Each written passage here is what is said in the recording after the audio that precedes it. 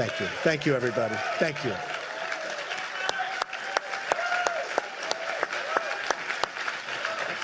You're amazing.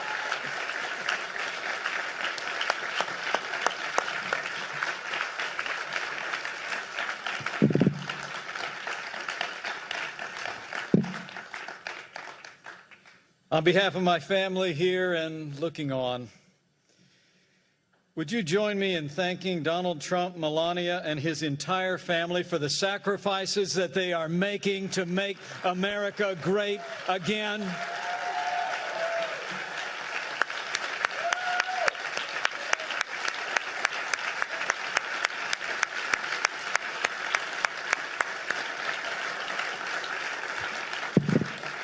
And I thank Donald Trump for the confidence you've placed in us.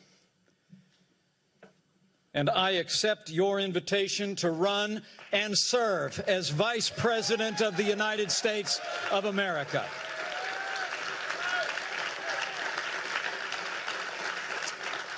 You know, I come to this moment deeply humbled, but with a grateful heart. Grateful to God for His amazing grace. Grateful to my wonderful wife, Karen, and our three incredible kids, Michael, Charlotte, and Audrey. And grateful to this builder, this fighter, this patriotic American who has set aside a legendary career in business to build a stronger America, Donald J. Trump. And let me say, having had the privilege to spend time with this man and his family out of the limelight, I know what all of America will soon know even better. These are good people. Donald Trump is a good man, and he will make a great president of the United States of America.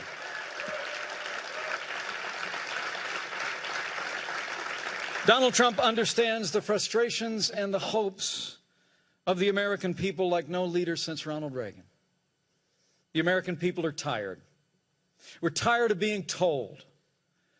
We're tired of being told that this is as good as it gets. We're tired of having politicians in both parties in Washington, D.C. tell us we'll get to those problems tomorrow.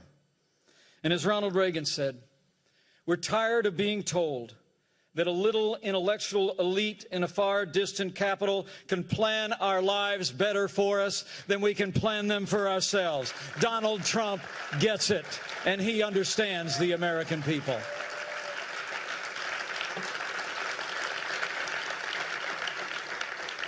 I truly am deeply humbled to be at his side today.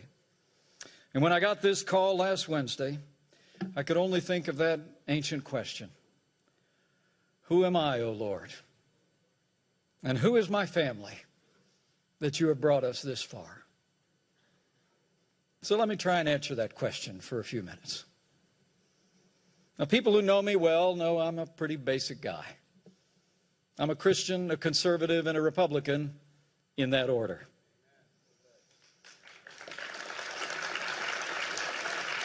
Now, while I currently have the privilege of serving the state that I love, I'm really just a small town boy who grew up in southern Indiana with a big family and a cornfield in the backyard. Like Donald Trump, my grandfather immigrated to this country. And in many ways, I grew up with a front row seat to the American dream. I watched my mom and dad build everything that matters: a family, a business, and a good name. The heroes of my youth were John F. Kennedy and the Reverend Dr. Martin Luther King, Jr. I actually started in politics in the other party. But when I came of age, I was inspired by the ideals and the eloquence of our 40th president, and I became a Republican. The most important thing in my life was that 31 years ago, I married the girl of my dreams, Karen Pence, who will make a great second lady of the United States of America.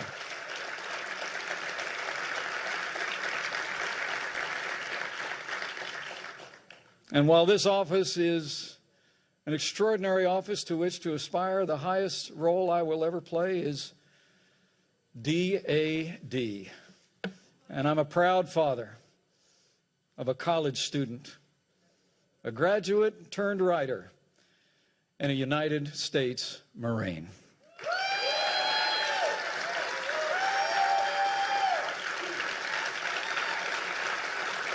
You know, in my career, I ran for Congress before the Republican Revolution, led by Newt Gingrich in 1994. I wasn't successful. By the time I got elected to Washington, D.C., sometimes I felt like I was elected after it was over. From almost my first day in Congress, I found myself battling the big spenders in both political parties. Whether opposing No Child Left Behind, the prescription entitlement, or the Wall Street bailout, I fought every single day for taxpayers and fiscal responsibility when I was a member of the Congress of the United States. And after the Republicans lost the Congress in 2006, I was actually unanimously elected to serve in leadership. And we fought back against the Nancy Pelosi Congress. We opposed Obamacare. We opposed their tax increases. We opposed their cap and trade. And I was part of the team that won the Congress back from Democrat control in 2010.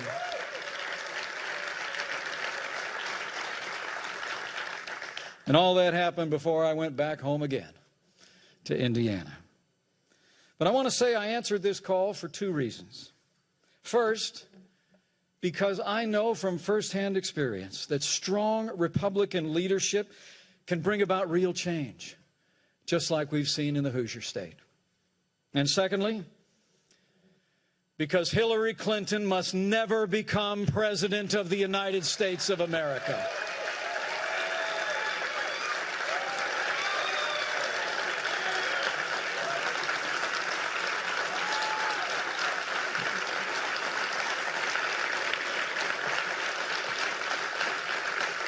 Now,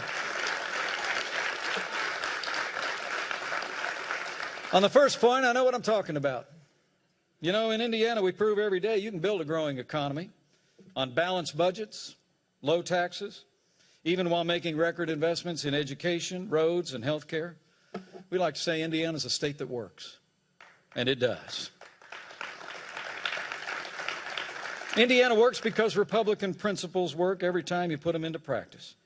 Today we have a $2 billion surplus and the highest credit rating in the nation. And since I became governor, Hoosier businesses, large and small, have created nearly 150,000 net new jobs. And we have more Hoosiers going to work than ever before in the 200-year history of the great state of Indiana. That's what Republican leadership gets you. And let me say from my heart, that's what the no-nonsense leadership of Donald J. Trump will bring to Washington, D.C. But elections are about choices. Elections are about choices. And I also joined this ticket because the choice could not be more clear. The stakes could not be higher. Americans can choose a leader who will fight to make America safe and prosperous again and bring real change, or we can elect someone who literally personifies the failed establishment in Washington, D.C. 7.5 years of Barack Obama and Hillary Clinton's policies have weakened America's place in the world and stifled our nation's economy. Terrorist attacks at home and abroad, the grim and heartbreaking scenes from France just a few short days ago, the attempted coup in Turkey, all attest to a world spinning apart. History teaches us that weakness arouses evil. Hillary Clinton and Barack Obama's foreign policy of leading from behind, moving red lines, feigning resets with a resurgent Russia and the rise of ISIS is a testament to this truth of history, and we must bring a change to America's stand in the world.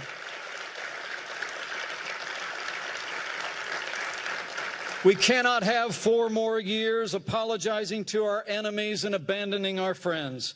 America needs to be strong for the world to be safe. On the world stage, Donald Trump will lead from strength. He will rebuild the arsenal of democracy, stand with our allies and hunt down and destroy the enemies of our freedom. And at home, the choice is just as clear. Where Donald Trump wants to cut taxes, Hillary Clinton plans to raise taxes on working families, small businesses, and family farms. Where Donald Trump is committed to repeal Obamacare lock, stock, and barrel, Hillary Clinton looks at Obamacare as a good start and wants to take Bernie Sanders' path down to single-payer socialized medicine. Where Donald Trump supports an all-of-the-above strategy and will end the war on coal, Hillary Clinton actually promised an energy plan that would close American coal mines and put coal miners out of work. Where Donald Trump wants to build a wall and temporarily suspend immigration from countries compromised by terrorism, Hillary Clinton plans to ignore the Supreme Court, reimpose executive amnesty, and would increase our refugee program by more than 500%. And where Donald Trump will appoint justices like the late Antonin Scalia, who will uphold our Constitution, Hillary Clinton will appoint Supreme Court justices who will legislate from the bench, abandon the sanctity of life, and rewrite our Second Amendment. To every American who shares our convictions, I say to you, join us. For the sake of our security, for the sake of our prosperity, for the sake of a Supreme Court that will never turn its back on our God-given liberties, let's come together as a party and a people and a movement to make America great again, and that day begins when Donald Trump becomes the 45th President of the United States of America. Thank you for the honor. Thank you for your support, and God bless the United States of America.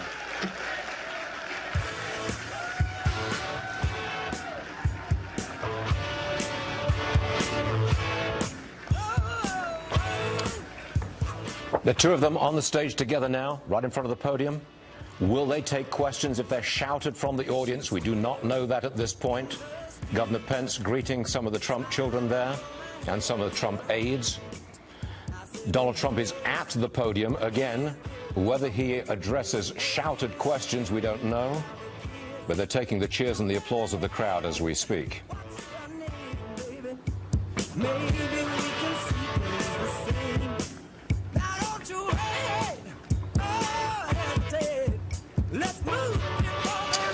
Okay, there you have it.